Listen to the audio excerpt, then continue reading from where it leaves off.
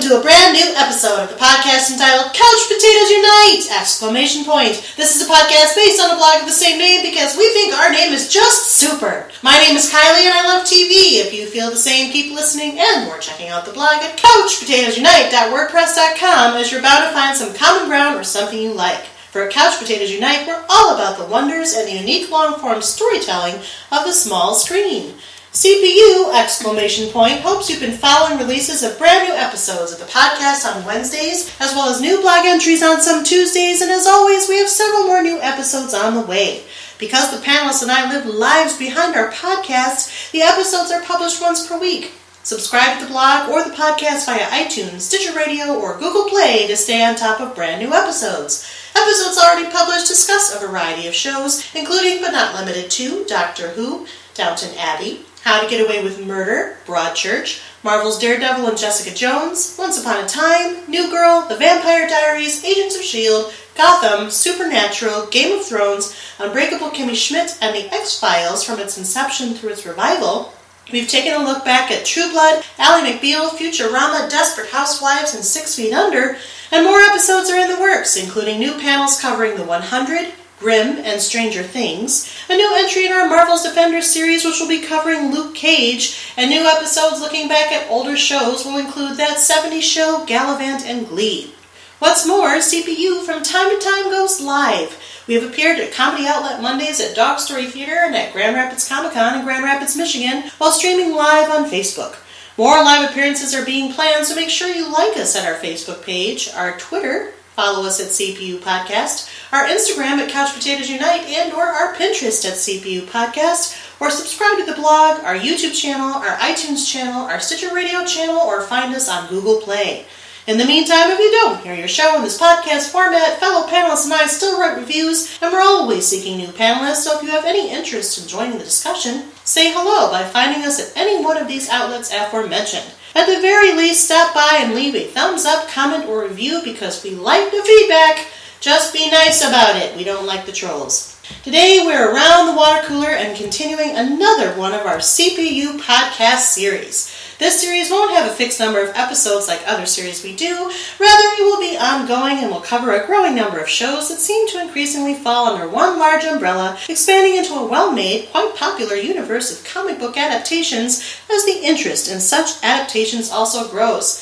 With that said, today's episode is part 5 of our DCTU expert panel discussing the DC television universe, i.e. television programs adapted from DC comic book properties that have morphed and expanded into one universe across shows and across networks to start, although not so much anymore. In this 5th episode of our DCTU podcast series, we're discussing the first season of Supergirl. Supergirl is an American superhero action-adventure drama television series developed by Ali Adler, Greg Berlanti, and Andrew Kreisberg, the latter two having previously created Arrow and The Flash, that originally aired on CBS and premiered on October 26, 2015. It is based on the DC Comics character Supergirl, or Kara Zor-El, created by Otto Binder and Al Plastino, and stars Melissa Benoist in the title role. Supergirl is a costume superheroine who is the cousin to Superman and one of the last surviving Kryptonians. On May 12, 2016, Warner Bros. Television announced that the series had been renewed for a second season and that it would move from CBS to the CW. It debuted on October 10, 2016, but today we are only talking about Season 1. Kara Zor-El was sent to Earth from the doomed planet Krypton as a 13-year-old by her parents Zor-El, played by Robert Gant, and Allura, played by Laura Benanti. Allura gave her instructions to protect her infant cousin Kal-El, aka Superman, and informed her that she, like her cousin, would have extraordinary powers under Earth's yellow sun. Kara's spacecraft was knocked off course by a shockwave from Krypton's explosion and forced into the Phantom Zone, where it stayed for 24 years. During this period, time stopped for Kara, and when the spacecraft eventually escaped the Phantom Zone, she still appeared to be a 13-year-old girl. By the time the spacecraft landed on Earth, Kal-El had grown up and become Superman. After helping her out of the craft, Superman took Kara to be adopted by his friends, the Danvers family. The series begins 11 years later, when the now 24-year-old Kara is learning to embrace her powers after previously hiding them. In the first season, Kara Danvers becomes Supergirl. Having hid her powers for more than a decade, believing that Earth didn't need another hero, Kara is forced to reveal her powers to thwart an unexpected disaster, setting her on her own journey of heroism as National City's protector. Kara discovers that hundreds of the criminals her mother prosecuted as a judge on Krypton are hiding on Earth, including her mother's twin sister Astra, also played by Benanti, and Astra's husband Nan, played by Chris Vance, who seek to rule the world. After briefly becoming suspicious of the true agenda of her boss, Hank Henshaw, played by David Harewood, she and her adoptive sister Alex Danvers, played by Shyler Lee, secretly discover that Henshaw is actually a benevolent alien refugee, John Jones, who has resided on Earth for over 50 years after escaping a Holocaust on his homeworld of Mars. John infiltrated the DEO to reform the organization as well as to watch over both Alex and Kara, in addition to guiding the latter in the use of her powers due to his experience with his own abilities. Kara is also being targeted by Earth's criminals as a result of her being related to Superman, and later on encounters an emerging community of metahumans and individuals from parallel universes. In the process, Kara accumulates her own rogues gallery who seeks to defeat and destroy her. She is aided by a few close friends and family who guard her secrets, most notably her cousin's longtime friend James Olsen, played by Makad Brooks, which also serves as a major plot in high-tech mogul Maxwell Lord's, played by Peter Facinelli's scheme to expose Kara's identity. Today, in the 5th episode of our DCTU series, we will be focusing specifically upon Season 1 of DC's Supergirl. We are not discussing Season 2 thus far, as seasons in progress will be covered during our DCTU mid-season roundup during the mid-season break. It should be noted that all of our panelists have viewed all of the episodes in this season and may discuss sensitive plot points. So, for those of you who haven't watched any of Supergirl, listen at your own risk, as there may be major spoilers. And there's obviously a complicated plot. So welcome back, DCTU panel, how are you? Oh, what? Good. Hey, Spencer! Hey, that was Spencer, if you didn't already know. Are you ready to talk about Supergirl? Yes. Wonderful. I'm excited. Yeah, me too. We talked about Legends of Tomorrow last time, and there was a lot less excitement going on in the room. But today, we're going to talk about Supergirl Season 1 with all of our returning panelists, including Kyle, Hilary, Spencer, and now Kristen. But what I'd like you to do is to remind yourself, or remind our listeners and yourself, who you are, how you came to watch Supergirl, since this was on a different network, so maybe you found it differently. What made you start watching? How'd you find out about it? What kept you watching? And then you get to tell us your interest in the show based on the CPU standard character question that changes with every show we do. Are you ready to answer? Indeed. Sure. Ready. All right. So how would you rate your interest in Supergirl? Do you watch it because you love Supergirl? You love the character? You love the portrayal? You wish you were Supergirl? Or you love dressing up as Supergirl, like Kara Danvers, a.k.a. Supergirl? Do you watch it because you were asked to do so by a good friend who has more than a passing knowledge of DC Comics and Superman, and found yourself loving the show, or Supergirl herself, in spite of yourself, like Jimmy Olsen? Do you watch it because your sister watches it, and you're very protective of your sister, even though she's a badass like you've always been and can make her own grown-up choices, like what to watch on TV? Plus you want to be supportive too, like Alex Danvers. Do you watch it because your best friend watches it, and you secretly or not so secretly love your best friend? Or you watch it as a guilty pleasure or as a distraction, since your own life and sacred identity are kind of messed up, like when shot? Do you watch it because you made a promise to yourself and or a friend to be protective of the DC legacy and want to make sure the creators are protecting the Supergirl property and portrayal the way they should? Or you're looking for tips to save the world and or to maintain your own secret identity, like Hank Henshaw, a.k.a. spoiler, John Jones, a.k.a. Martian Manhunter? Or you either watch it in secret because you don't want the world to know that despite your prickly exterior you are a softie at heart, or you don't watch it or don't like it because you're too busy running a media empire and telling meta jokes about dating a married Harrison Ford to do so, like Cat Grant. Who would like to start? So much words.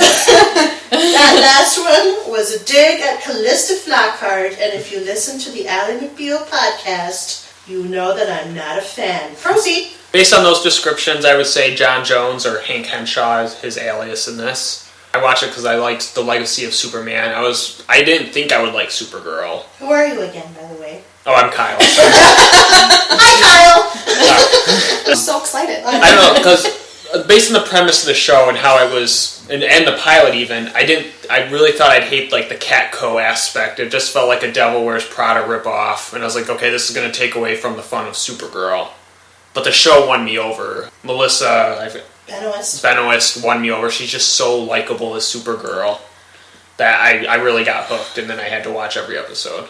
How did you come to find Supergirl, Kyle? It wasn't on the CW at first. I watch everything comic book related. Okay. I track it down and I find it. Good point. That's what we have to remind the listener. So welcome back, Kyle. Hi, I'm Hilary, again, Kyle's wife, moderator sister, and I like that short description. I'm getting better at it.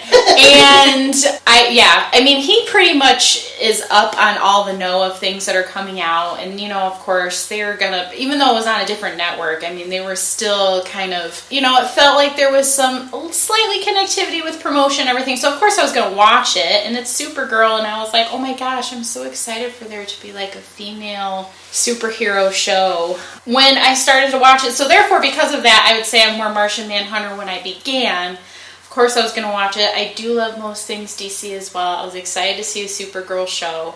Other Supergirl adaptations haven't been the greatest, so I was excited to see something different. But I judged it a little too quickly. I watched a couple episodes, and I became a little bit more like Kat. I didn't really like it. I felt like they, at first, and like I said, I probably just judged it too quickly. I felt like they were trying to gear it maybe more towards a female base solely and make it a little more girly. That's the way I perceived it at first. And so I was kind of turned off by it a little bit, but then I just went back to rewatch all of it, mostly for the podcast, and now I'm totally converted. Kylie has said this a few times, completely converted. I am full on Kara Supergirl. I love her. I love the show. She is so charismatic. I actually really like all the people on it. Callista Flockhart is my least favorite part, but she has grown on me. I love it. I am fangirling her almost to an extent where I might even like Supergirl a little more than Arrow right now. Oh. Big words, I know! There's no fish ladder in this show. Oh, that's true. I mean, yeah, but What does she say to Kyle Spencer? That's some bold words. yes, it is. Oh well, I mean, I guess if you're classifying it with seasons Arrow 1 and 2, then I would still probably favor Arrow, but Arrow seasons 3 and 4, no, Supergirl is better to me. Welcome back, Hilary. Hey, what's up? Hi, it's Kristen again. Hi. Let's see, what made me start watching and how I found Supergirl? You guys asked me to start watching it when I said, hey, I'll be part of the DCTU. So I watched it. It's an assignment. I was a little leery of Supergirl at first, so I mean, I probably wouldn't have started watching it on my own unless you guys had asked me to watch it as part of the requirements for this podcast. So I ended up watching it on Netflix from the date of this recording about 2 weeks ago. I was homesick with a pretty nasty cold for 2 days, and I binged it on the couch, high on cold meds. So I probably enjoyed it a little more than I would if I watched it not on cold meds. Yeah. Sorry, I'm going to jump ahead. So I'm Ginny Olsen. By Kylie's description, I watched it because I was asked to do so by a good friend or friends who have more than a passing knowledge of the DC I comics. thought of you when I wrote that. I figured. So I won't be multiple characters for once because that one is spot on. So when I watched the pilot, they did so much in one episode. I was really worried about where the rest of the 20 some odd episodes or whatever were going to go because they did so much. She exposed her powers to so many people in such a short amount of time and did all these great things. It's like, oh man, the rest of the season's really going to be a letdown. And I don't think it was. There were some low points, but there were a lot of very, very good episodes. And yeah, but I think this is probably a strong 2 or 3 out of the 4 DCTU. For me, it kind of fights with Arrow a little bit. Flash is number 1. Legends is a very solid number 4. So this is kind of, it fights with Arrow, depending on the season. Yeah. Welcome back, Kristen. Thanks. It's Spencer again. Hi, Spence. Hi, Spencer. Spencer. Spencer, All right, so that's how The listeners could see his facial expression. Yes. we discovered recently that Spencer hates being called Spence, and me being Kristen, I will annoy him with it as much as possible. And I'm not a pyromaniac in her house right now, so... We're around the water cooler. No. We're around the water cooler. This is clearly a carryover from Legends of Tomorrow, Tame Your Hostilities. I wanted to say Supergirl, but I just don't look good in red miniskirt. So I am John Jones. I know. I'm John Jones. We have to ask your wife about I that. was gonna say. Never done it, never will. Anyway, Oh, Spence. I will be John Jones for the same reason. I was curious as to how they would take this show and put it on a major network and how it would go, because it is much more of a minor character in the DC universe than what they'd already had going on the CW. So there was a curiosity factor. I'm like Kyle, if they put on a comic book show that I have a vague interest in, I'm at least going to give it a shot. I was particularly impressed. I didn't think it would be as good as it was. It did have some flaws and weaknesses, but I think they're working their way out. Yeah, I'm enjoying it. How'd you find it? I find anything that's comic book related Oh, when it's on the Yeah, screen. he did say that. If it pops up, I'm going to watch it. Like Pretty I said, much. I wanted to see where this went. I thought the casting was good. She looks like Kara from the comic books pretty well. Maybe not as blonde, but yeah, that's good. Welcome back, Spencer. Thank you. As for me, Kylie, I found Supergirl the same way I find any of the other shows that I watch typically. I knew it was coming out because I look up what's coming out in the fall. I do that for the blog, but also for my own personal edification. Supergirl is one of my favorites from DC Comics. Superman is one of my all-time favorites, but then as you're growing up, when you're a little girl, you want to be, Supergirl. You don't want to be Superman. That's no fun. So Supergirl is also a part of that with being my favorite and wanting to be in that universe and just always wanting to be the Supergirl, if you will. Hilary's right, though. Previous adaptations and Supergirl, we'll talk about this, I'm sure, as we go. Supergirl has a very inconsistent mythology throughout even the comic books. They change her story every time they reboot her, and it's frustrating. Yeah. And I think that's also informed the show a little bit, which may get to the flaws and weaknesses that Spencer was talking about. But as for me, as for being interested in the show, I am Kara Danvers, aka Supergirl. I love Supergirl. I love the character. I love the portrayal. I wish I was Supergirl. I love dressing up as Supergirl. All of those things. I agree. I think Melissa Benoist is doing a crackerjack job as Supergirl. She is by far the most enjoyable portrayal of this character since they started putting her in a live-action setting. I also think that many of the supporting characters do a great job. And yes, Kat has grown on me. She's part of the Superman universe, as it were, but she is played by Callista Flockhart here. And sorry, Callista, I'm just not a big fan of you, but she has grown on me a little bit. So I have come to really, really, really enjoy this show. I don't know that I could rank it above Arrow right now. That's a tall stretch because I like the Salmon Ladder. And I like it's just because you're in love with him. I'm in love with Steve. But that doesn't mean that doesn't mean the show itself needs to be placed above. I don't know. I mean, honestly, if I'm looking at it from a writing perspective, they could go up and down trade places for me right now. I don't know that I could solidly do one or the other. Flash is definitely number one, like Kristen said. Legends is definitely number 4. These two, they have different flaws and weaknesses going for them right now, which we'll talk about in a second. So, welcome back, DCTU panel. I'm very excited to talk about Supergirl. And if you know anything about CPU or you've listened as we've introduced other new shows in the series panel, you know that we now have to rate the show along the CPU standard rating scale. And this is how it works. Our panel will go around the table, as it were, or the water cooler, if you will. And we'll rate it from either 5 stars to 1 star, and these are the descriptions. Are you ready, panel? Yes, ma'am. Yes. All right. How would you rate Supergirl overall? Is it 5 stars? Do you have to watch everything? Holy smokes! It's the best show ever. Supergirl is so awesome. You're totally like a fan from now until the end of time. 5 stars. Is it 4 stars? Does it seem intriguing? You're going to keep watching. You see possible pitfalls in the premise, but it's a little shaky. 4 stars. Is it 3 stars? You'll give it one more try come season 2. There are things you like and things you don't, and you'll see which things they allow to flourish.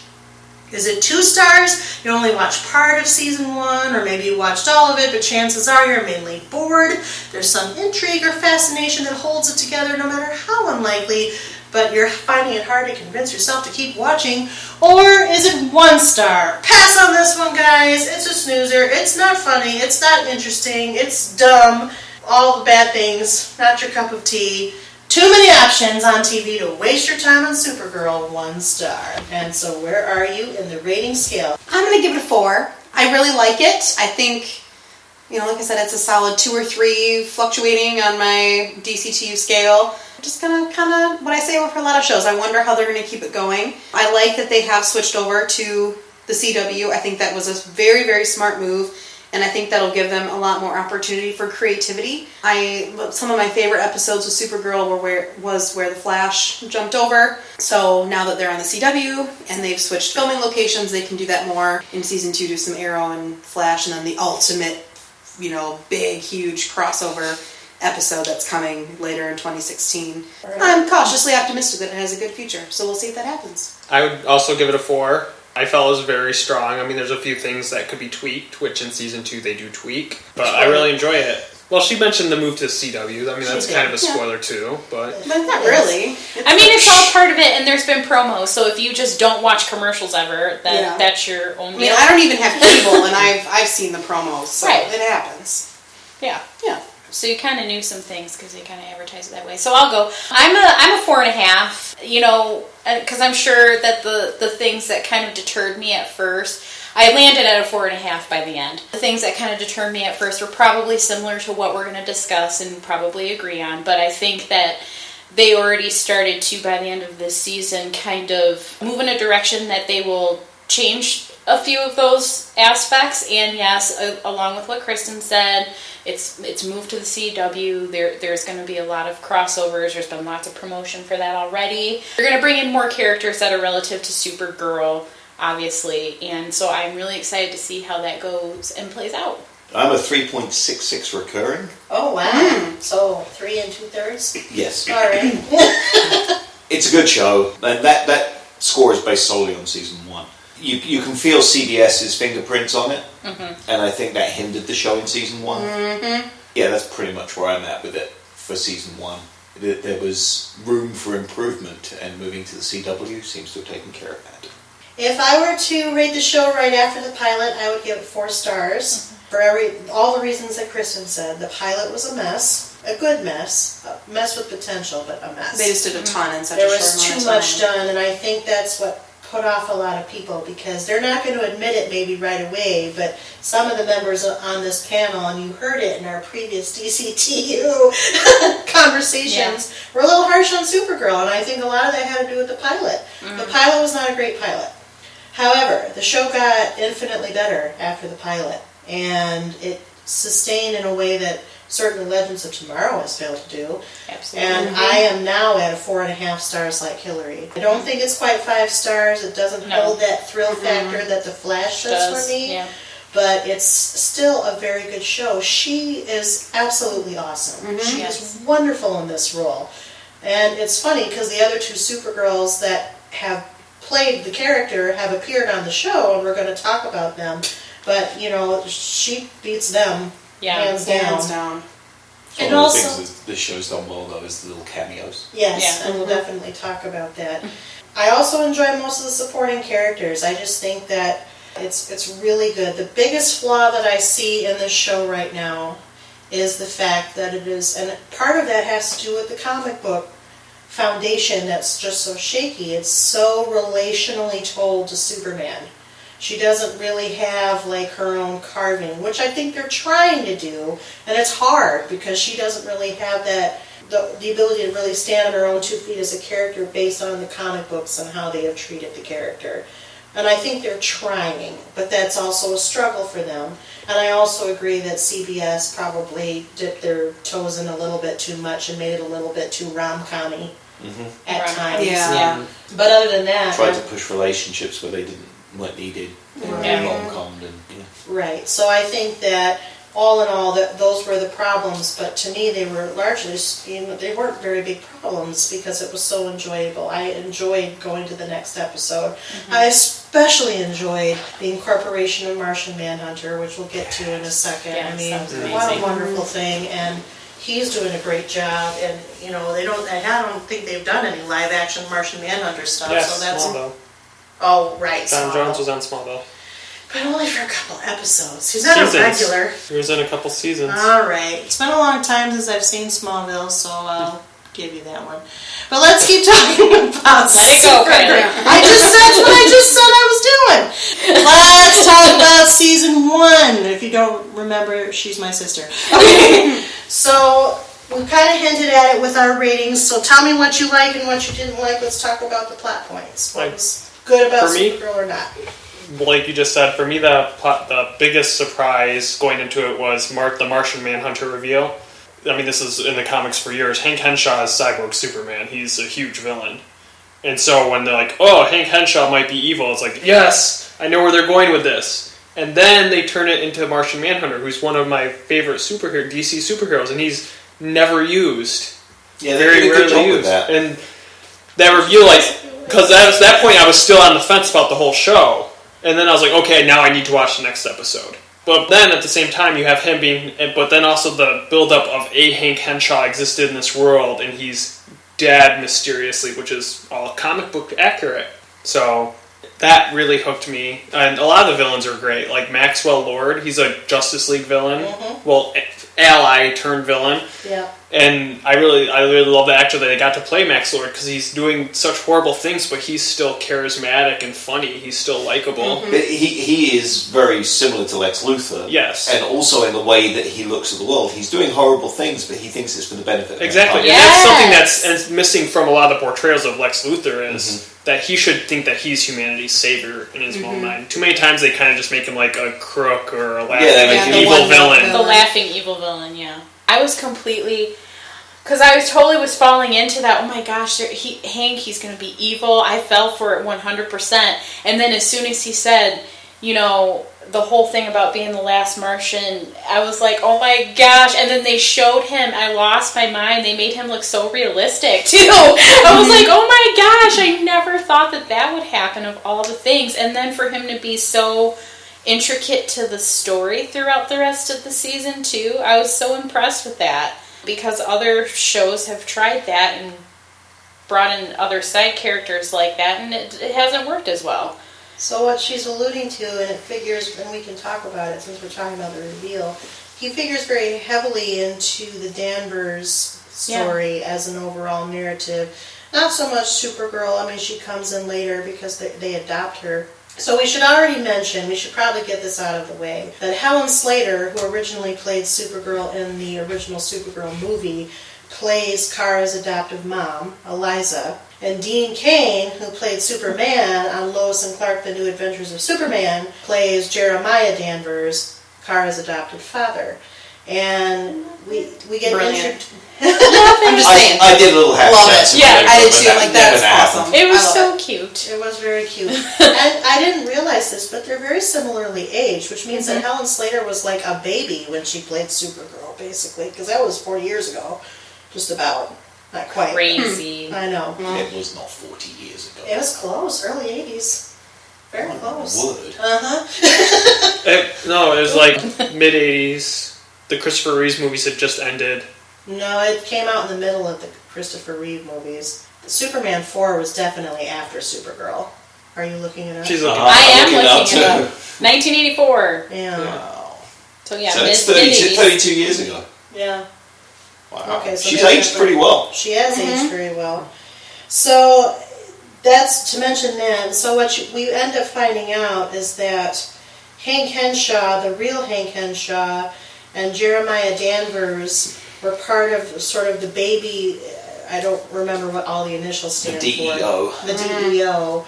and we're basically tracking Martian Manhunter, John Jones, and Jeremiah Danvers, when he realizes that this, because that's a big theme of the season, that aliens are hostile entities, they're coming to take over the earth and kill all the humans, and that's basically why they're tracking the Manhunter, and Jeremiah realizes that the Manhunter is not, a bad being, and he intercedes on his behalf, and then Hank is kind of crazy, the real Hank, and Jeremiah ends up tossing him over a cliff, but gets stabbed in the process, so we think that Jeremiah has died, and in the process, Manhunter adopts the Hank Henshaw because that's his big power. One of his big powers, he's got a few, is that he can shapeshift. He adopts the identity of Jeremiah and then heads the DEO from that point, and then recruits Alex Danvers, Kara's older sister, to become part of the DEO so he can protect her, because that's the promise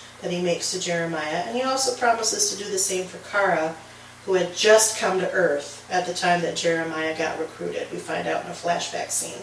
So, any other thoughts about Martian Manhunter or Supergirl Season 1? There was nothing I desperately didn't like about Season 1. Okay. I enjoyed most of it. There were some holes. There were some things that... There was a little too much Cat Grant and Kara interaction. Yeah. That got stale. That's where the Devil Wears Prada thing comes in. Yeah. I also didn't like the changes to... I'm Jimmy Olsen. I'm not going to call him James Olsen. That's fine. Yeah. I agree. The very core of that character is that he is a nerd. He is essentially Clark Kent without the Superman. And that's very fundamental to his character. Tall and brooding. But I was gonna say, to make him literally the exact opposite of that is the whole CBS thing. Right. Yeah. Now I like Mekhi Brooks, who plays him. Yeah, he's a great actor. But he's would good. Be better as a different character. Yeah. If you give that character a different name, it's not canon at all. Really, the actor who plays Wynn feels more Jimmy Olsen than Jimmy Olsen. Speaking of which, as a huge Superman fan, and I love Toyman, I did not. I got through halfway through the season before I was like, Win shot. Oh my god. I was exactly the same. Yeah, Toyman's kid. I know, for me, again, I've said this before, I don't read the comic books, so I didn't realize. So the John Jones reveal, my mind was blown. I had no idea that was coming. Such a beautiful special effect that they used. It was wonderful. Beautiful. It was wonderful. Their budget's amazing. And the wind shot, no idea. I picture looks just like he's supposed to. Yeah. He looks awesome. It's really cool. Every time he shapeshifts, it blows my mind. But it still looks like the actor playing him. Yeah. Which is really hard to do when Hats he's to an the alien. special effects. Yeah. Love it. But I liked Season 1 overall. I really did. I didn't see any big holes. I could have done without the Lucy Lane stuff that was thrown in. I would have been happier if she was not played by Jenna Dewan Tatum. I'm sorry. I mean, I was just like, okay, I don't care about Lucy. I wasn't sure if I was supposed to like her or not like her. I feel like halfway through the season they couldn't decide that either. Yeah, they never be sometimes she was helping them, and then other times she was just a bitch, and I'm like, she basically was the whole purpose of her character, and that's part of it. So you've got this whole girl power theme running through. That's why you've got the so-called Devil Wears Prada moments, because Cat Grant is such a strong character. She's trying to mentor Kara, if you will. So then you bring in Lucy Lane. Okay, she's like a jag, she works with her father. She's all powerful and awesome, but she's basically playing the jealous girlfriend the whole time. yeah. The whole time, over the tall, dark, and brooding Jimmy Olsen, who's not supposed to be dark and brooding, tall, dark, and brooding. See, it's not even really her that bothers me. It's just like you said, it's like what they did with the character just to create the triangle. I don't really have a problem with Jenna Dewan Tatum. Mm-mm. It's just, it was just to create that conflict. And to throw in another Superman connection. Yeah. Which I don't feel like, To be fair, Lucy Lane is a character in the Supergirl movie, the Helen Slater. Yeah, but and she was a character in the comics, but... Yeah. It's Lois's little sister. I just didn't feel like... they already had a lot in there with, Jimmy Olsen and her constantly, chatting with Clark, but not seeing him. I didn't feel like it needed that extra connection. I love when she chats with Clark. Those are my favorite. Those are I get a little tear.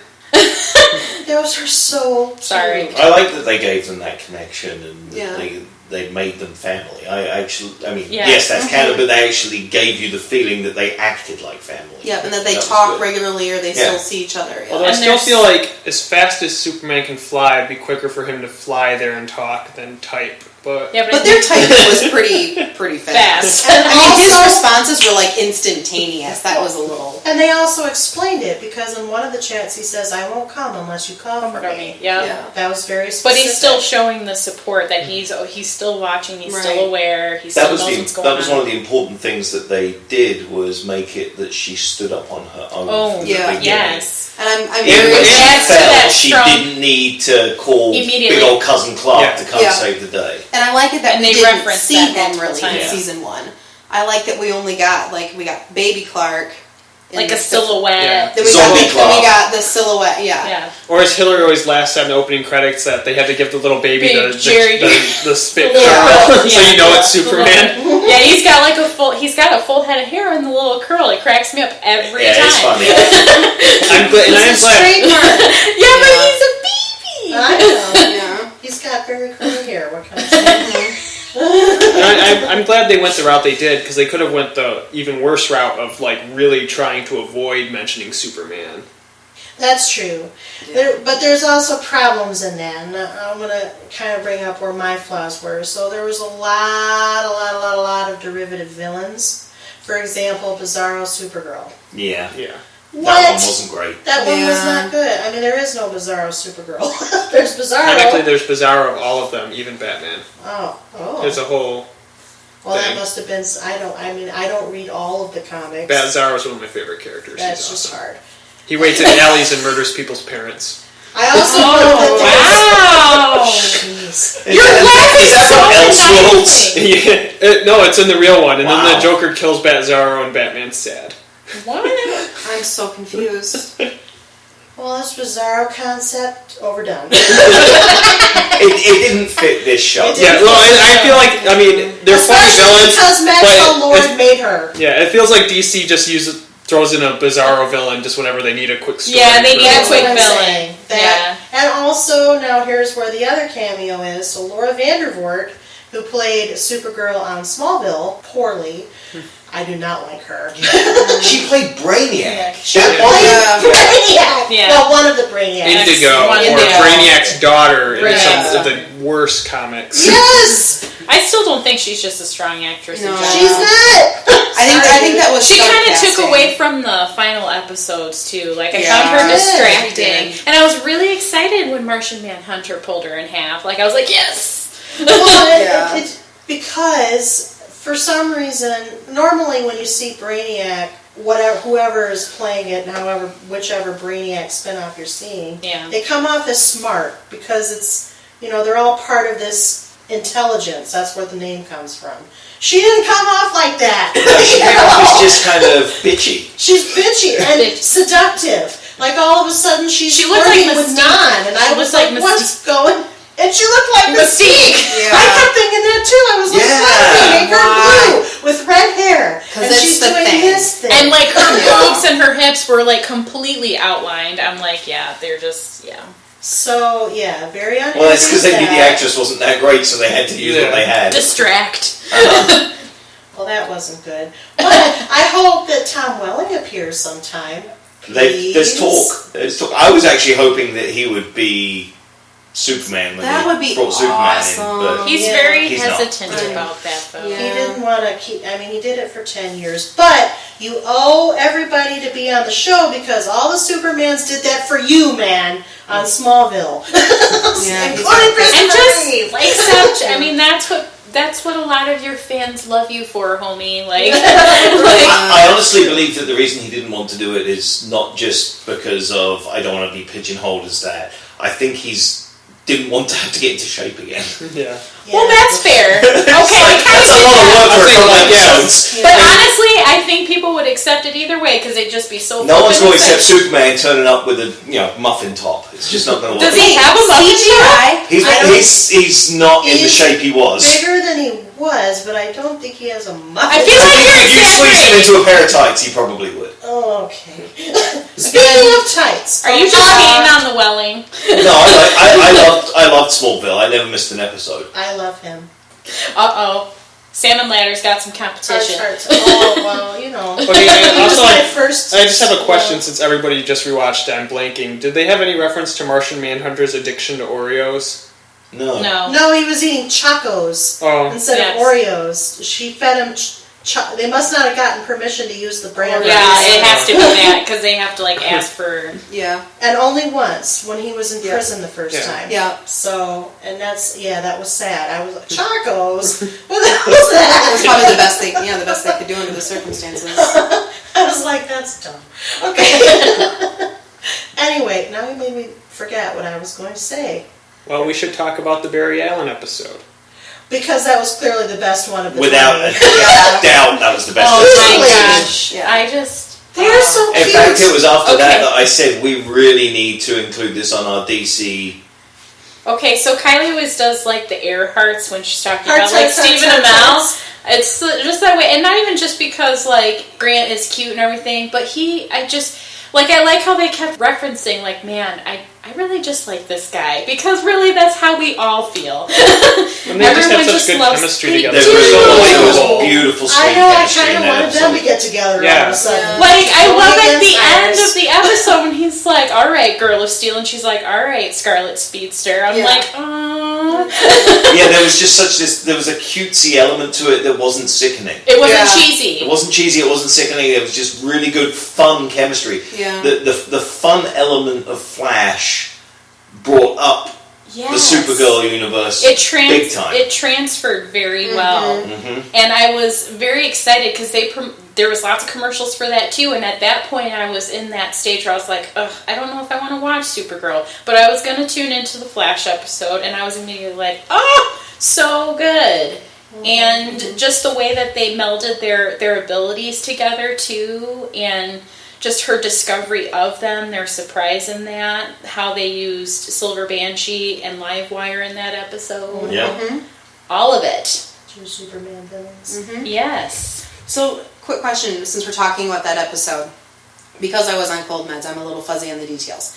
Did they confirm that Supergirl is on a different Earth? Yes. Yes. He ran to a parallel Earth while trying out. Thank you. the That's what I thought when he was like, "What? You don't have Arrow and you've never heard of the Flash?" And I'm like, okay, so they have to be on. Yeah. I loved the way he appeared on the other Earth and was kind of confused, and the time it took them to kind of work out where he was and everything. That was a clever way of doing it, knowing that when Supergirl started on CBS, they said these are not in the same universe, and now they are. And I love how Barry Allen explained the parallel universes and the Earths to Jimmy and Wynn and to Kara in the office or whatever. And he explained it the same way that evil Harrison Wells would have explained it. And it was so great. And then when and Wynn's like, what? You have abilities? And then he's like, yeah. So he runs off and gets some ice cream real quick. It's and she says, yes! It's like, yeah. So quick question then, because this is kind of bridging topics, but on the Flash, when we have the people come over from Earth 2, the Flash doesn't have the powers here, but Barry Allen kept his powers on the other Earth. The other Earth Flash had his powers. He was Zoom. He was just pretending to be Jay. His powers were in fluctuation. Okay, obviously I haven't gotten to that point in my watching history yet. Sorry. Oh, wow. Whoa. Well, Gotcha. There are 2 episodes. I'm going to need to see. There are some. There's Flash season 2 is happening during Supergirl. Right. Yeah, that's why. Yeah. Because I watched Supergirl in that one. And technically, you can watch Supergirl independently. You can, Yeah. and so that's weren't crossing over except for this that one episode. And when you watch the Flash, then it's just a quick blip It's of a him. blip, It's and like a flash as he travels through a portal. But still, it still produced your question. It's still produced because I watched both. Yeah. And because I haven't gotten to that point. So It seemed like Supergirl was stalling on CBS, and they came up with the crossover episode to try and get a kickstart. Yeah, I think that was their emergency tactic. They probably had it in place when Let's try and get CBS picked it up. Let's try and get some of the viewers over that watch our shows on the CW. And I think they put it in the perfect point within the season arc too. The planning of it was very good from the get-go.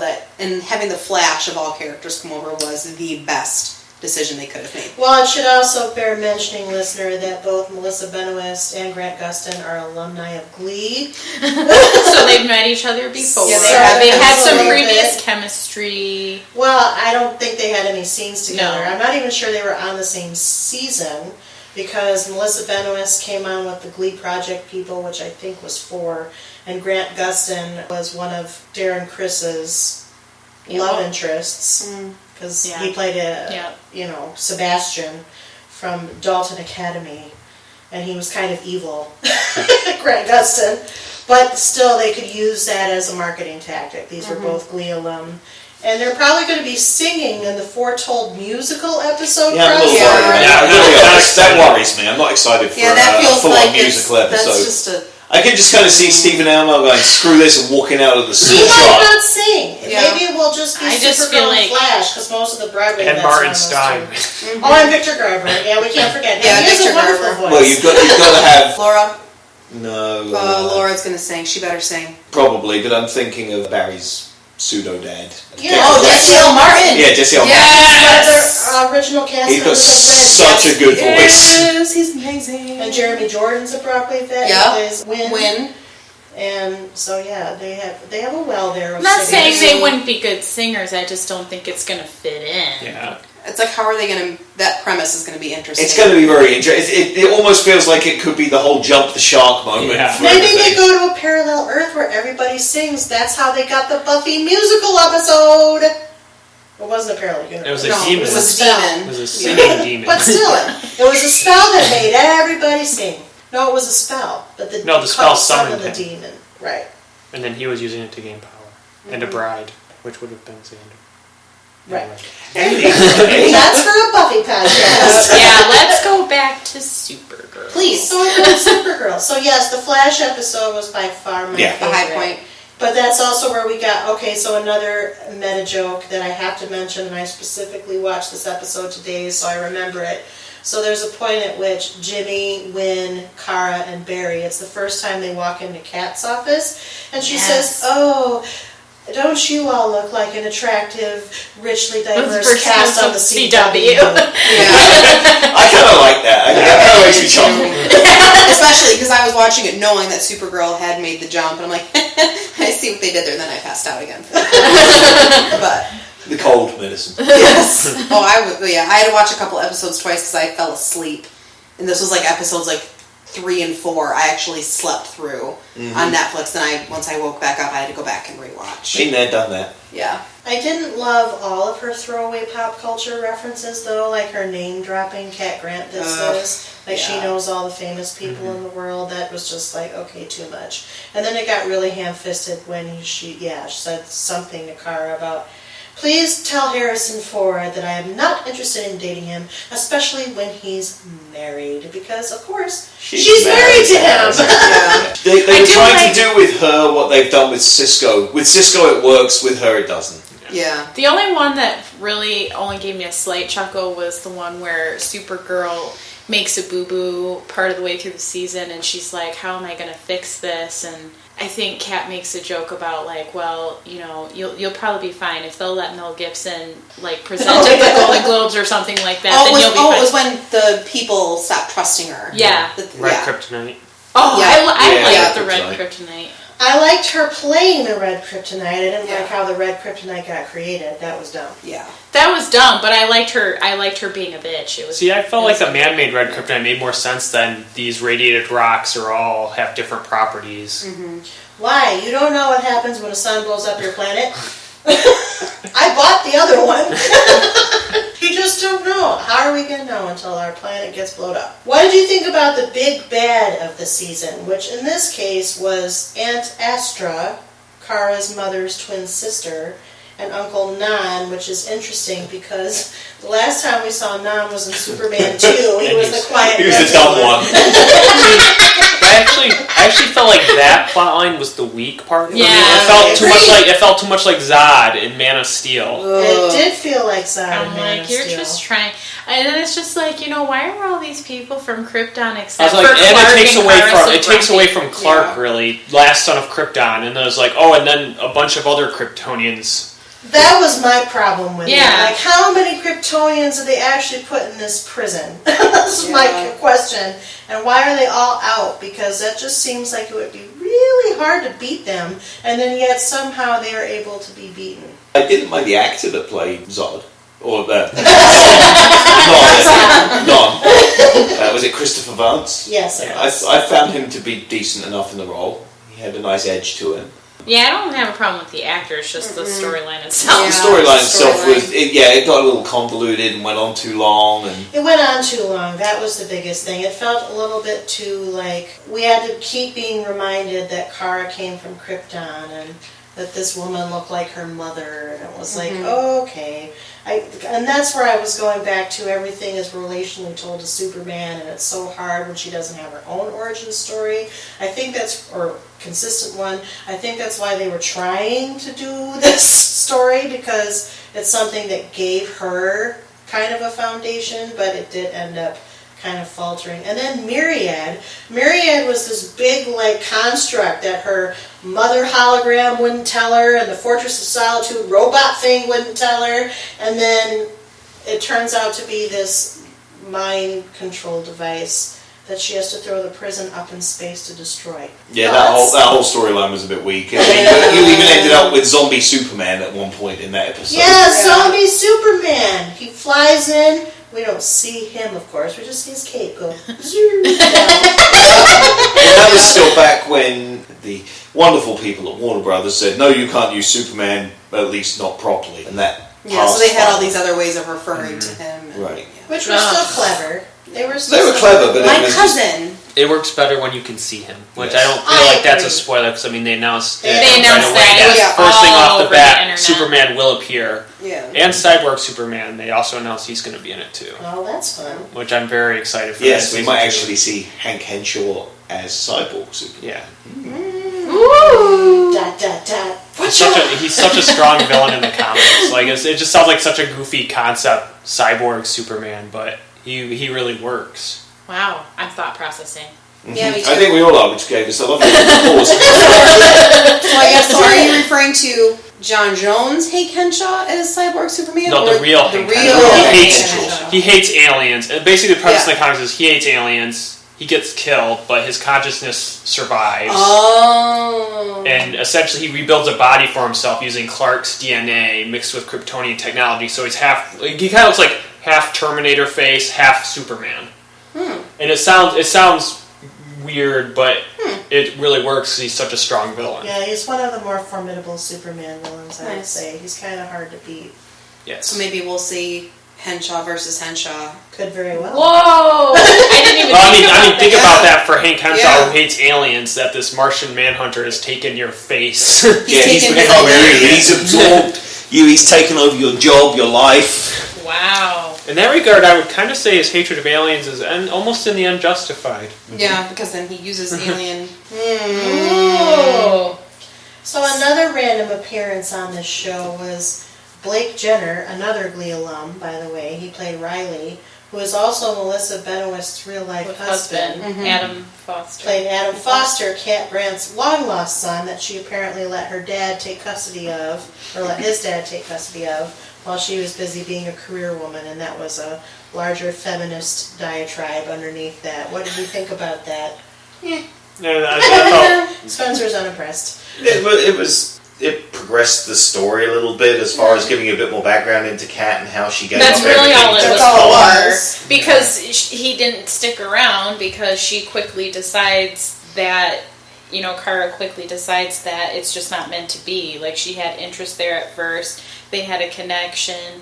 They had a connection technically before she knew he was Kat's son and all that jazz, but that's really what it was for backstory on Kat, so that you would start to have a little bit more of that connectivity with her character. I kind of liked it throughout the season. There were a couple of little snipes from Kat about Lois Lane and how she almost had to completely move city to invent herself because she was always not as good as Lois. I kind of liked that. Yeah. Comics a little bit. Yeah. And other TV shows. I do still think it's kind of funny. I do like, though, how she never calls her Kara until the end. Like, she keeps Kira. calling her Kira. And there was a couple other ones in there, and I don't remember right now. Yeah, it was never Kara. It was One of the mostly best Kira. parts was when she has Martian Manhunter being Supergirl. Oh, yes. And really emphasizing it's nice to see you again, Kara. And every time he says Kara, he emphasizes it and looks at Kat. And she's still, as soon as Supergirl flies away, she calls her Kira. So Kira. Well, part of that, having a former employer who did the same thing to me, it's a power move. Yeah. You pretend not to know their name, and it pisses you off. I'm still bitter, and I haven't worked at that company in years. But So what was the name they called you? Christina. You don't remember Kirsten, he was looking for a name? Chrissy. I literally got everything. He never once, and all the time I was there, actually called me by my real name. Yeah, so I feel Supergirl's pain. I can understand why she made a point to, Kara and all that. Yeah. So I get it. But yeah, power move. Total power move. What do we think about? So here's. I like how Kara is always like affecting people's lives. Like on a personal level. Which is the same Which thing kind of Barry ties does. in with the Adam. Yes, it kind of tied in with. Sorry, it was like an afterthought of the Adam Foster thing. Because, he wouldn't have even been there. I do like that aspect, how she is. I mean, yes, the character himself was not fantastical, but I like how Kara herself is that strong person who, in spite of her being Supergirl and have all these other things going on, she's still taking care of the people who are closest in her life, which is pretty... I like that she tries to solve problems without real without problems. fighting first People as well. problems. She's a good person. She's not Yes. just a superhero who can fly in and beat the crap out of something and Yes, leave. that's what I'm trying to say. He said it She's better. got a real depth of personality, of Yes. caring, of almost a maternal. Which, like Kyle said, kind of gives you a little bit of that female Barry Allen side a little bit. I was going to say something else, but I'm going to piggyback off this for a second. We've barely touched on it, but for how we don't like how Jimmy Olsen, Kyle, is portrayed so differently from what we normally know of Jimmy Olsen. But we also have this love triangle, or love square, Yeah, if you square. will, Lucy Lane in it, between Kara, Jimmy, Lucy, and Wynn. What do we think about that? You're going to say, Pretty much. I mean, it did get a little too 90210 kind of business, but I mean, I didn't think it was the worst. Like I said, it wasn't like over the top or anything. I mean, I felt like Wynn was ducky, and I he was ducky, and I actually said that out loud. He wasn't in the room, but I said, "Oh my gosh, he's ducky." I mean, it's obvious they want her to end up with Wynn. Like Yeah. he's the real love interest. Yeah. They're just Well, dragging it out. he's the best friend, it's that. Friend zone. Right, he's in the friend zone, and then this big muscular guy comes along, and Kara swoons, and in that regard, it made at least a real life sort of situation. I mean, and she loves Jimmy because, I don't know, maybe because she feels like he understands her, but I feel like they all kind of understand her. So, okay, you love Jimmy. Yeah, I never bought the reason why she was somehow attracted to him other than that, he's tall and muscular. Yeah, his exterior. She likes his exterior. And so maybe you could argue he's super good friends with Clark, and that's why I said there's that so he understands connectivity. her. But still, I feel like She knows she can trust him. That's a big part of it. That's true. Maybe it's like He's known about Superman this entire time and never given it up. transference thing. There's an element of that, but it just didn't.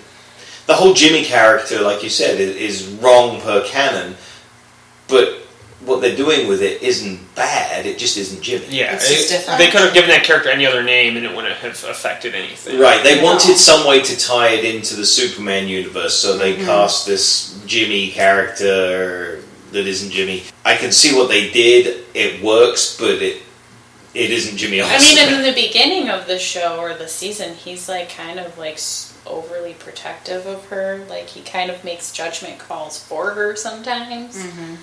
That happened a few times. Yeah, I struggled with that, and then to kind of give Wynn, I guess, a distraction. So Kat hires Siobhan, which that's one of my favorite names because it's random and Irish, but Siobhan. She's like, how do you even pronounce it. that? But that's what. But that's When I was a kid reading the comics, that's what I thought Silver Banshee's name was, because I've never heard that name out loud. Yes. So hire Siobhan to come in to be assistant number 2 because, Kara was under the force of red kryptonite and wasn't showing up to work. Or no, And she was mad about the Adam She was mad thing. about all the things. Yeah. Yeah, there was lots of stuff going on. Anyway, and of course, Siobhan becomes the Silver Banshee, as we all know. And I think I just lost my train of thought again. You like that they hired her as assistant number 2? No, I did not like that. That was the Okay. worst part. I thought this was another kind of Devil Wears Prada move. Yeah, it Like was. to put her as this competing assistant. It felt thing. forced. It felt did. forced. And the whole distracting from Wynn. So then they shoved Wynn and Siobhan together Randomly. for some reason, randomly. Yeah, she catches him doing it in a closet, which is kind of like... Awkward. Yeah, that closet's Yeah. getting a lot of use in the Supergirl universe, just saying. Yeah. Season 2, you'll see more. Jeez. I have to catch up a little bit, though. Yeah. Me too. Spencer Closet was showing usage. me. Okay, noted. It's turning into Grey's Anatomy. apparently. What did we think of the episode featuring the Red Tornado? Another DC comic character. Kyle is under. I like Red Tornado, but I felt like with the way they went with him, he looked kind of goofy. Yeah. It looked kind of goofy. I didn't feel they used the character Yeah, 'cause correctly. he wasn't. He should have been more intelligent instead of just. Well, they blowed him up. They might make another one. He might be a smarter Red Tornado. I mean, it's nice to see them bringing some of the more minor characters out of the comic canon into this. It means that you're going to have different stories week in and week out, which is nice because otherwise it gets stale. Sometimes I think they don't do justice to what they bring in. Yeah. This was one of those occasions. Okay, I just thought I thought it enjoyed was- the appearance. Yeah. You know, I mean, that was cute. Because it's like one of those things, you didn't, I mean, why would you assume that you're going to see that anyway? So, I mean, I guess it's like, you know, I mean, because if I'm going to compare it to like Gotham, there is so much crap on there that has not been given justice. But So- I feel like if it was The Flash, he would have gotten like 2 good episodes and then appeared down the road later on. Like, they really do the other superheroes justice. And at least with Gotham, you get that asterisk that right at the beginning of the series, they said, this is a take on that universe that isn't about Batman. So they gave themselves kind of this license to do whatever. These other I still shows, think they it kind goes of... too far though, but yeah. Oh, I agree, it does, but at least they stated from the beginning that's what they were kind of going to do. I don't know. I agree with you. I don't think it was, I mean, it may not have been like, you know, the best. the best, but it still was pretty decent and it was a nice change of pace. I just enjoyed that they tried to do something like that, and that they've tried to do that really on all the shows. But you know, that again, like the Manhunter, was something we don't always get to see on a live action version. The only other thing that I really wanted to hit on that we haven't really hit on very much is the end of the season, and one of the things, the big twist is that we find out that Jeremiah Danvers, who we thought, Dean Cain, who we thought was dead, is not actually dead. He's alive and in Project Cadmus. Yeah. And Alex and the Manhunter were temporarily fugitives because, you know, they were trying to arrest Manhunter for being an alien, basically. And then they ran away, and then Lucy Lane was the head of the DEO for a while, and then they liked them again after they saved the world. So what do you think about that? You'll see a lot more of Cadmus. That is your knowing prediction? Because you've seen some episodes? Yeah, I'm up to date completely. Cadmus becomes the big bad. Which is kind of weird, because in the comics they're good guys. I know. It's freaking me out a little bit, but at least the person they've picked to lead Cadmus is a good actress who plays evil well.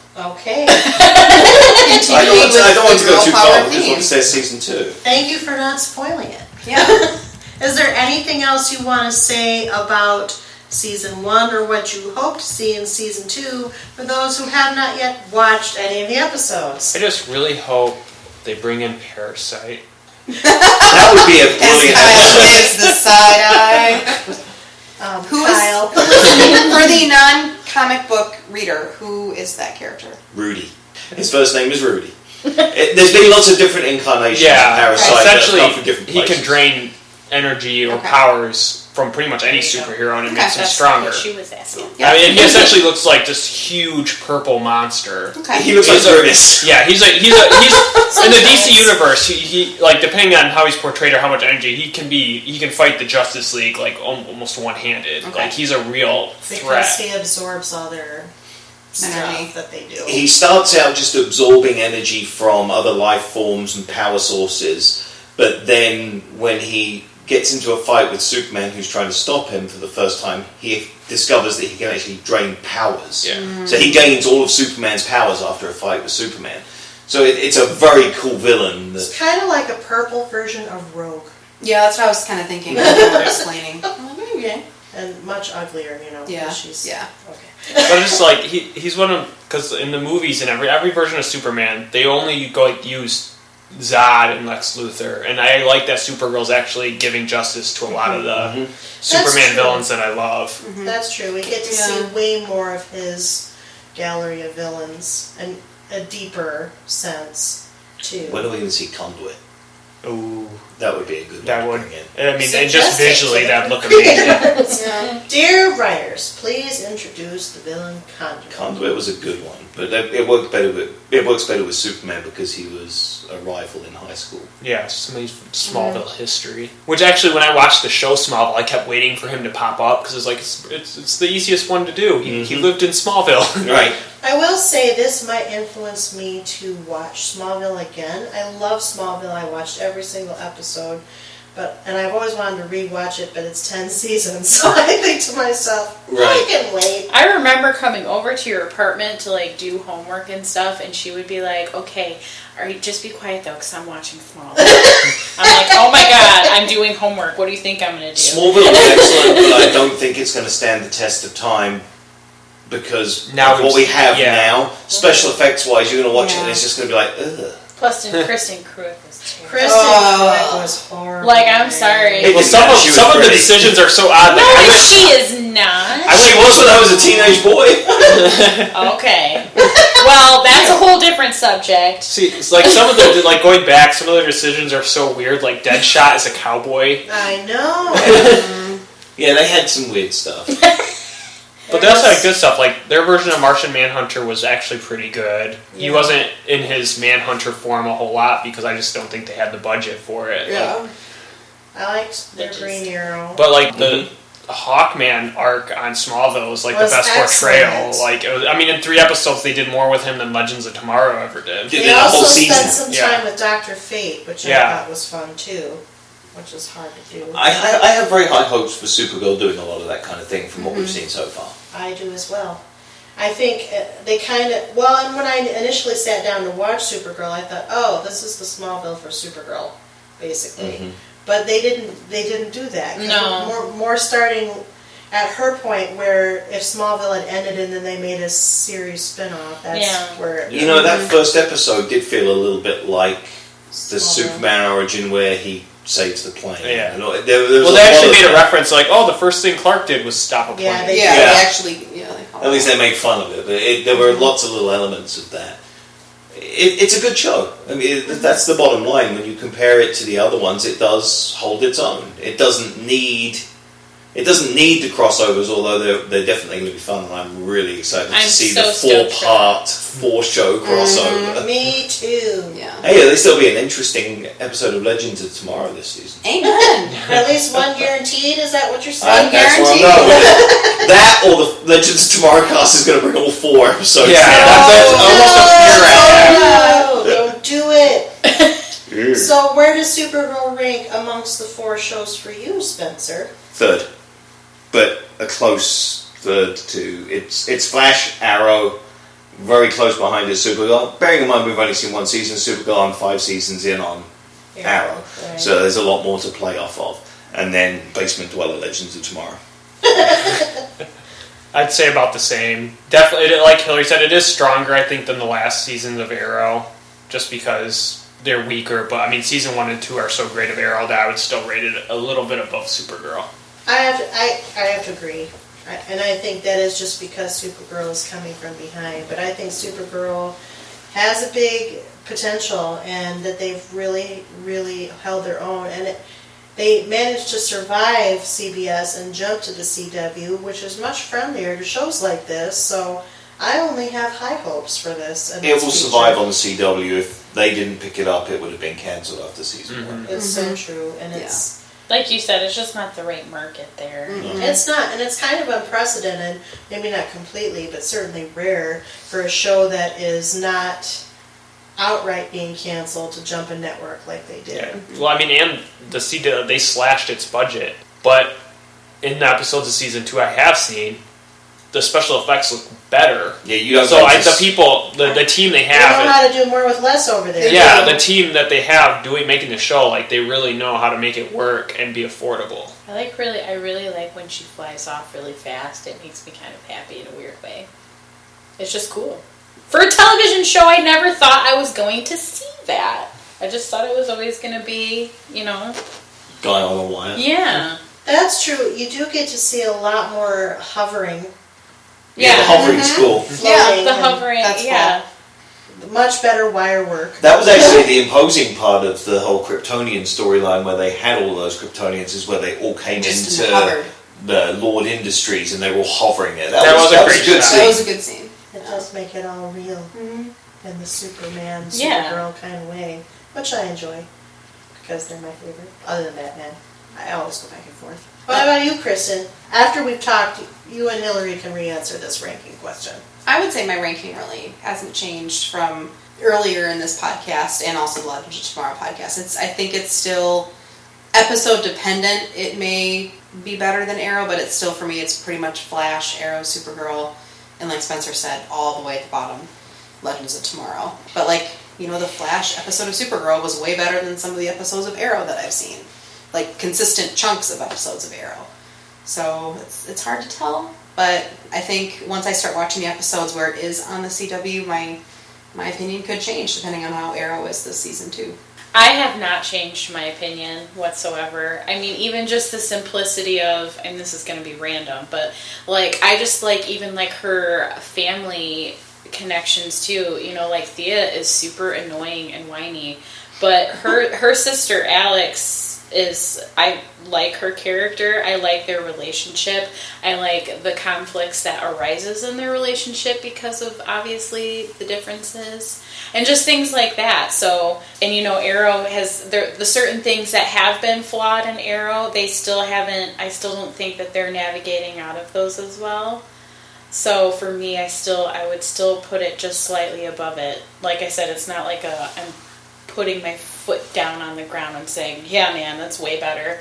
I'm just saying it's just, right now at this moment, it's just slightly above it. And I'm excited for all of the things that we've already discussed. I'm excited to see Superman because I haven't gone that far into season 2. The first episode. Yep. So that far you have. Kyle, stop writing it out, Kyle! And yes, I'm excited that it's on the CW. I'm excited that there will be that. I mean, they've been nonstop. Because, I'll just, have the CW on in the background, and it's every commercial break, the crossover promos. So I haven't actually seen any of the promos because I watch the shows the day after online, so I don't watch any commercials at all. I just see the show. I almost feel like that'd be better though. Yeah, a lot of those commercials spoil a lot. I don't really want to see the trailers for the next week. And it's stuff very like exciting that. either way.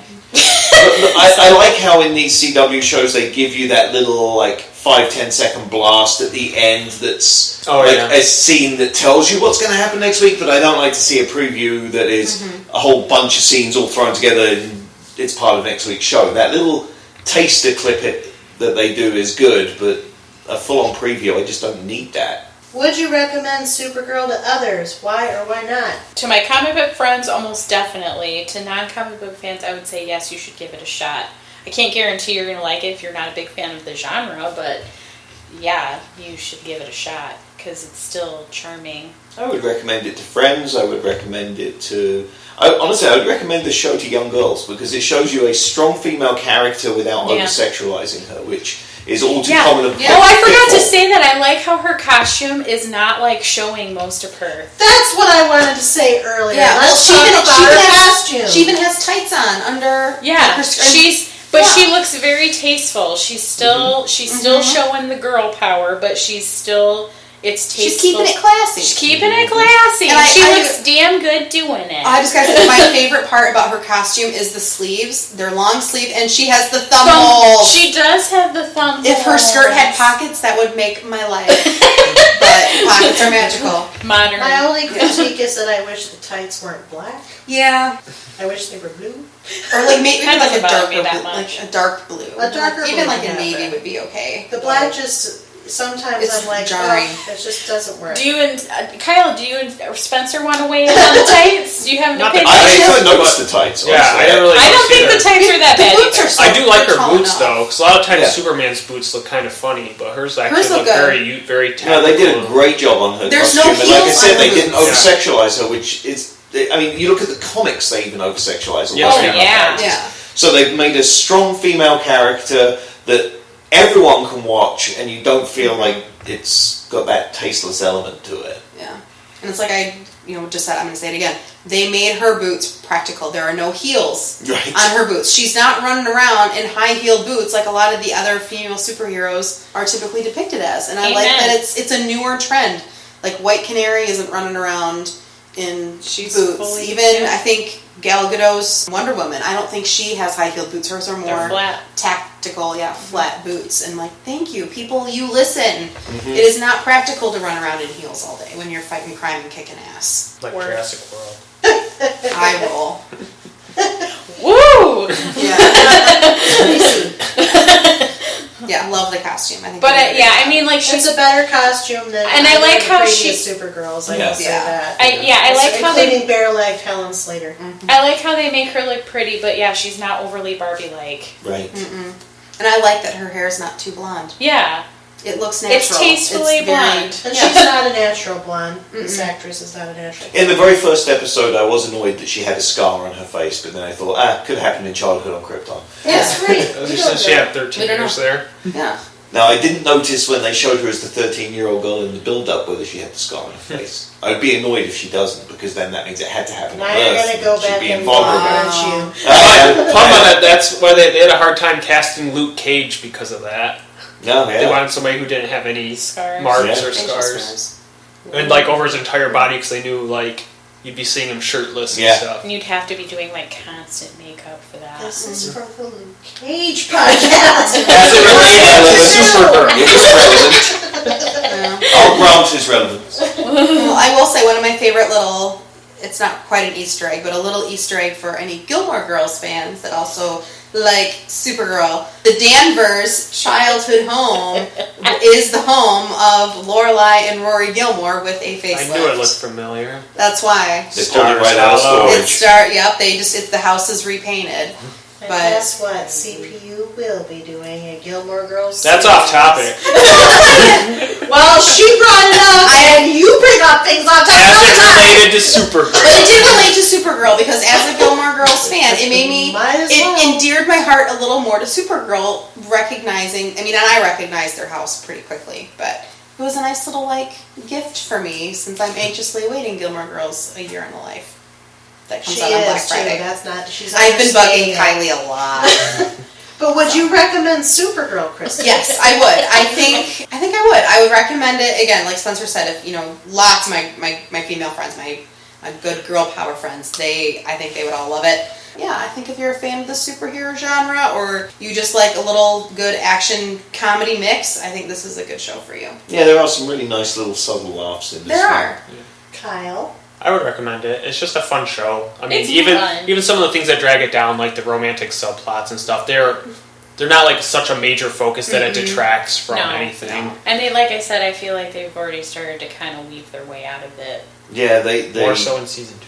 So there you go. I would agree. I would also recommend this show. I think Spencer's on point by saying it's a great show for young girls with strong heroines. Hilary said that as well. There is a very strong theme of sisterhood, girl power, if you will, of being a woman in a man's world. All of those things are happening and in a positive way. I also think that guys would like it too, but only in the sense that if you're a big comic book fan and already enjoy the Superman mythology, because there's a lot of that interwoven into this show. I don't know that I would recommend it to everybody, just because I don't think the show, they're already alluding to changes that have happened or will happen in season 2. It's hard to recommend the show outright when you know that those are coming. But I do think that it definitely is a very enjoyable show. It's consistently enjoyable. Yeah. There's always time to laugh. There's even moments that I teared up a little bit. There's also some boring moments, and there's also some rip-roaring exciting moments, and they happen just about every episode in equal measure. So I think that you can take that for what it is and give it a try. And then, are you going to keep watching? And you can, in this case, clarify, since we did this on Legends of Tomorrow, are you going to keep watching because you have to or because you want to? Because I want to in this scenario. Yeah. Yeah. Yeah, I want to. Yeah, I want to. All right. Woohoo! I mean, I just really hope Superman is in the It's first easier. episode of season 2. And maybe the second and third as well. Yeah. But, Oh! I mean, if they dragged him out like that, it'd be amazing. I don't want to get my hopes up. as long as they don't make him overpower her. This Yeah. is so ham-fisted, Kyle. It'd be great if it was complimentary. And Spencer. You two are loopy. Maybe if they put a little feud in with another character in Superman. Stop That's tasty. Now you're just pushing into not quite a spoiler. Hello, for one thing, it's because you reacted to it, and he feeds off of that. Yeah, he does. I know it does. Good old Spence gets I'll have sight. Well, I think the real question is, are we going to see a Luther? Oh, that'd be great if we saw it Kyle, as well. Stop it!